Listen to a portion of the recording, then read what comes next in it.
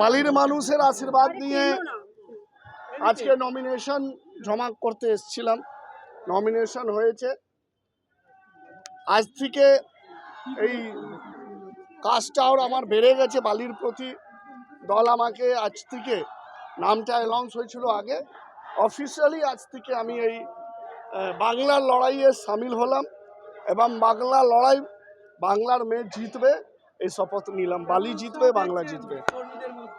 সে তো আপনারা দেখছেন সেটা বালির শুধু পার্টি কর্মী না, বালির মানুষ মধ্যে একটা আশা, একটা উৎসাহ আছে যে কৈলাস বালির জন্য অনেক কিছু করবে, বালির শ্রেষ্ঠ বিধানসভা হবে।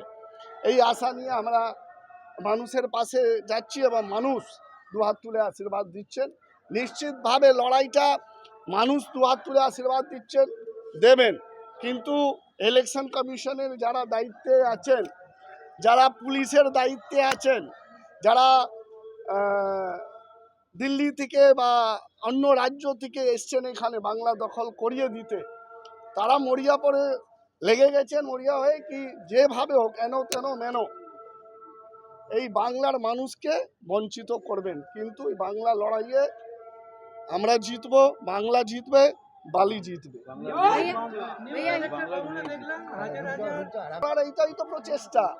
আগে সিবিআই লাগালো, তারপরে ইডি লাগালো, তারপরে অনেক কিছু লাগিয়ে যখন পারলো না এখন ইসিআই লাগিয়েছে। ইসিআই কিছু করে নিক না কেন, বাংলার মেয়ে হাতেই বাংলার ক্ষমতা থাকবে, আর বালির ছেলে হাতেই বালির ক্ষমতা থাকবে।